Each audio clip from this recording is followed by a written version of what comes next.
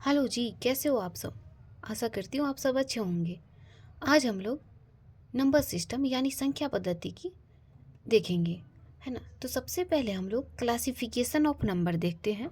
Number को दो category में बांटा गया है। एक होता है रियल नंबर, दूसरा होता है इमेजिनरी नंबर। रियल नंबर अर्थात वास्तविक संख्या, है ना, इसको भी दो कैटेगरी में बांटेंगे, रेशनल नंबर और दूसरा होगा इरेशनल नंबर। वहीं पे इमेजिनरी नंबर जो काल्पनिक संख्या होता है, इसको एक ही कैटेगरी में बांटा गया है, जिसे कहते हैं कॉम्प्लेक्स नंबर, सम्मिश्र नंबर। और जो रेशनल नंबर है ना, परिमेय संख्या, और इरेशनल नंबर अपरिमेय संख्या। रेशनल नंबर को दो भागों में बांटा गया है। पहला को कहते हैं पूर्णांक अर्थात इंटीजर्स, और दूसरा को फ्रैक्शन या डेसिमल। जो पूर्णांक है ना, उसको हम लोग तीन कैटेगरी में फिर से बांटेंगे, जिसको पहला होगा पॉजिटिव इंटीजर, बीच में होगा दूसरा ज़ीरो, और फिर नेगेटिव इंटीजर। और जो पॉजिटिव इंटीजर और शून्य के बीच, जो ज़ीरो के बीच आएगा, उसको नॉन नेगेटिव कहे जाएंगे। और ज़ीरो से नेगेटिव इंटीजर के बीच आएगा, वो नॉन पॉजिटिव कहा जाएगा। जो नॉन नेगेटिव होगा उसमें आएगा होल नंबर और नेचुरल नंबर। नेचुरल नंबर को भी तीन कैटेगरी में बांट दिए हैं, प्राइम नंबर, अभाज्य संख्या, यूनिटी, एकांक, और तीसरा है कंपोजिट नंबर। ठीक है, अब हम लोग रियल नंबर की इसकी डिफिनेशन देखते हैं। तो कहते हुए वे सभी संख्या जो संख्या रेखा पर प्रस्तुत की जा सके वास्तविक संख्या कहलाते हैं। जैसे कि 0 हो गया, 0 1 हो गया, 2 हो गया, 3 हो गया, या फिर माइनस में हो गया, पॉइंट में हो गया, -22.83, है ना, √2 पाई। ये सब क्या है, रियल नंबर है। ये सब किसमें, सारे संख्या रेखा में इस सब नंबर को दर्शाया गया है। वहीं पे इमेजिनरी नंबर क्या है, काल्पनिक नंबर, जिसे संख्या रेखा पर निरूपित नहीं किया जा सकता है। For example √3, √-4। अच्छा, इमेजिनरी नंबर है, उसका कुछ नोट दिया गया है, जिसको √-1 बराबर आई होता है, आई स्क्वायर -1 होता है। इसी तरह आई के पावर 3 माइनस आई होगा। इसके अलावा क्या है, रेशनल नंबर। रेशनल नंबर जिसे हम लोग परिमेय संख्या कहते हैं। परिमेय संख्या उसे कहते हैं जो सभी संख्या जो p और p/q के रूप में लिखी जा सके, जहाँ पर p और q दोनों पूर्णांक है और q क्या है, 0 नहीं है, परिमेय संख्या कहलाएगा। जो q का मान है ना, वो 0 नहीं होना चाहिए और p/q में दर्शाया जाए, उसको हम लोग रेशनल नंबर, जिसे परिमेय संख्या कहते हैं। वहीं पे आ जाता है इरेशनल नंबर, अपरिमेय संख्या। अपरिमेय संख्या वे सभी संख्या हैं जो कि p/q के रूप में न लिखा जा सकते हैं, उसे अपरिमेय संख्या कहते हैं। अब एग्जाम्पल देखेंगे तो √2, √3, √5, पाई। हाँ, पाई क्या है, रेशनल नंबर है, और 22/7 रेशनल नंबर आ जाएगा। और वही पाई का मान 3.14, ये भी आ जाएगा इरेशनल नंबर। ठीक है, नेक्स्ट हम लोग देखेंगे इंटीजर, पूर्णांक।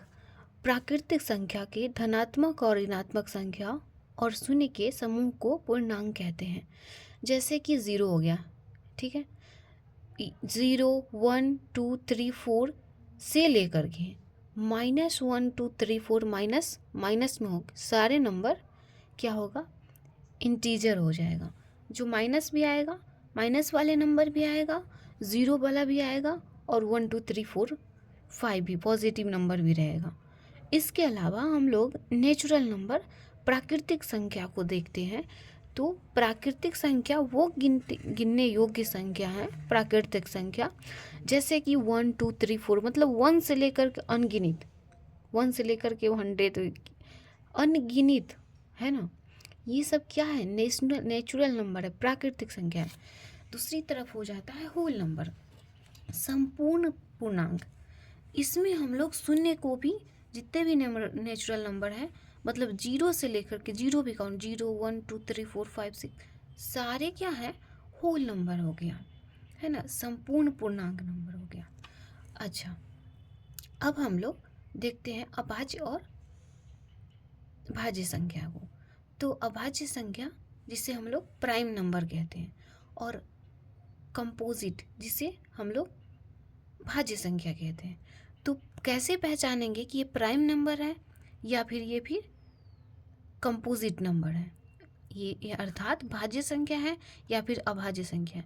तो देखिए, जो भी संख्या एक से और एक उसका खुद की संख्या से कटे, एक से और खुद की संख्या से कटे, जिसका फ्रैक्शन वैल्यू हो जाएगा, दो फैक्टर्स रहेंगे, उसको हम लोग प्राइम नंबर कहेंगे।